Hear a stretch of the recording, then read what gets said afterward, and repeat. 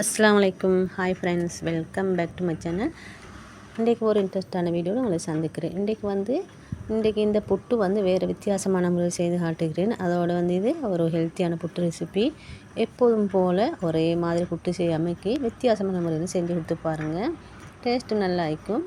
இன்ஷா அல்லாஹ் நீங்களும் ஒரு முறை இதை போல் செஞ்சு பாருங்கள். வாங்க இப்படி செய்துன்னு பார்ப்போம்.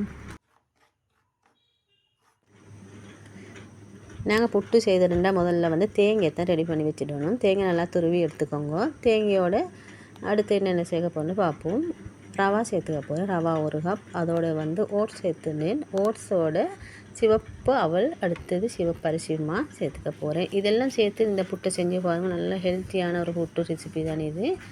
யாருமே செஞ்சுருக்க மாட்டாங்க இப்படி ஒரு புட்டு. அதுதான் செய்ய போகிறேன். வாங்க இப்படின்னு பார்ப்போம். வீடியோ லாஸ்ட் வரை நீங்கள் ஸ்கிப் பண்ண பாருங்கள். இப்போ இதெல்லாம் நான் கொஞ்சம் ரோஸ்ட் பண்ணி எடுத்துக்க போகிறேன். ரோஸ்ட் பண்ணி நாங்கள் வறுத்து அந்த இடித்து புட்டு செஞ்சால் நல்ல மனம் கொண்டு இருக்கும் புட்டு. இப்போ ஒரு ஃபேன் அடுப்பில் வச்சு ஃபேன் வச்சோன்னே நீங்கள் மீடியம் ஃப்ளேமுக்கு வச்ச அப்புறம் ஆஃப் ஆக்கிடுங்க. ஏண்டா இந்த ரவா வறுக்கிற டைமுக்கு நல்லா ஃப்ளேமை குறைச்சி வச்சுக்கோங்க. இல்லைண்டா இப்போ நீங்கள் கைவிடாமல் கொஞ்சம் ஒரு 5 நிமிஷம் மட்டும் இதை ரோஸ்ட் பண்ணி எடுத்துக்கோங்க. இதை ரோஸ்ட் பண்ணி எடுத்த போகிற அதே ஃபேனில் அடுத்தடுத்து ஒவ்வொன்றையும் சேர்த்து நீங்கள் ரோஸ்ட் பண்ணி எடுத்துக்கோங்க.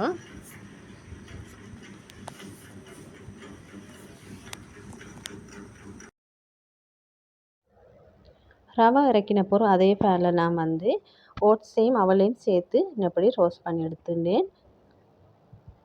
உங்களுக்கு இது ரோஸ்ட் ஆகி வரச்சல் நல்ல ஒரு மனம் வரும். இந்த டைமில் நீங்கள் இறக்கி உங்கள் கையால் பிடிச்சி பார்த்தாலே இன்னப்படி தூள் ஆகிற மாதிரி இருக்கும். நல்லா சொரப்பாக. இப்போ இது என்னப்படி அதே ரவையில் இறக்கி போட்டுருந்தேன். போட்ட பிறகு இதை நல்லா ஆறின பிறகு ஒரு மிக்ஸி ஜாரில் போட்டுக்கோங்க. போட்டு இதை கொஞ்சம் பவுடர் பண்ணி எடுத்துக்கோங்க.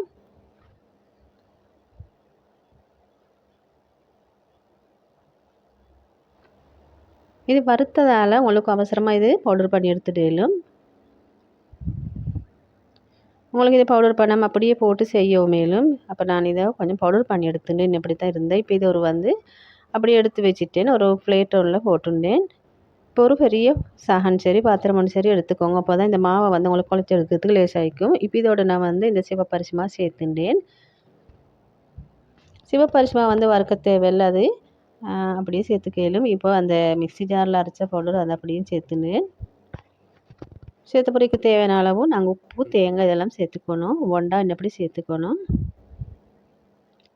உப்பு 1½ டீஸ்பூன் மாதிரி சேர்த்துட்டேன். உங்களுக்கு தூள் உப்பு, கல் உப்பு கரைச்சி அது வேண்டாலும் சேர்த்துக்கொள்ளலாம். சேர்த்த பிறகு நீங்கள் தேங்காயும் சேர்த்துக்கோங்க. சேர்த்து நீங்கள் தண்ணி போட்டு கொஞ்சம் கொஞ்சமாக இந்த குழச்சி எடுத்துக்கணும். மாவை புட்டு குழைக்கிற மாதிரி தான்.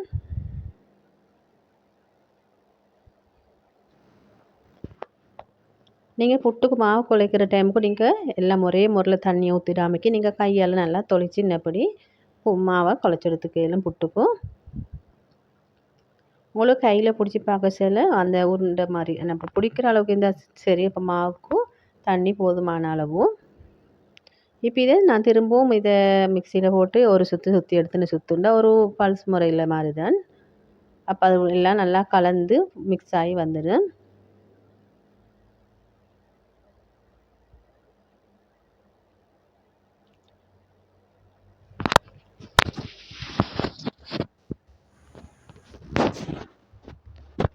உங்களுக்கு ஒரே முறையில் மிக்சியில் போட்டுன்னபடி கலந்து எடுத்துக்க மேலும். இல்லாட்டி கொஞ்சம் கொஞ்சமாக போட்டு இன்னப்படி நீங்கள் செஞ்சு எடுத்துக்கோங்க.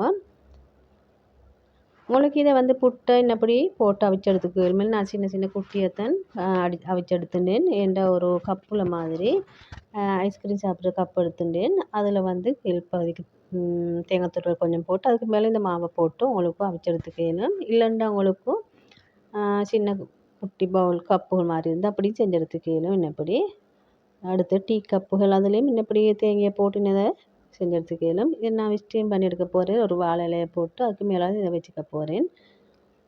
நான் இந்த ரைஸ் குக்கர் சட்டி ஸ்டீம்பரில் தான் செஞ்சு எடுத்தேன். உங்களுக்கும் இது இட்லி சட்டி அதுகள்லேயும் செஞ்சு எடுத்துக்கணும்.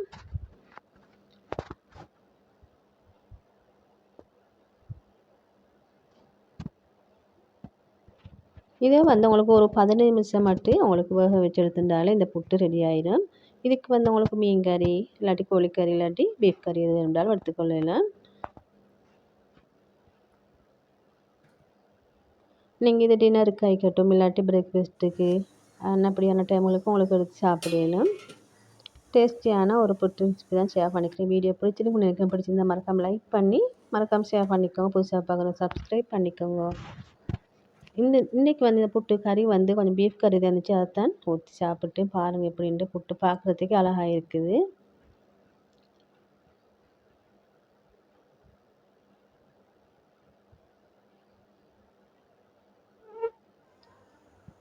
இன்னும் ஒரு வீடியோ சந்திக்கும் வரை தேங்க்ஸ் ஃபார் வாட்சிங்.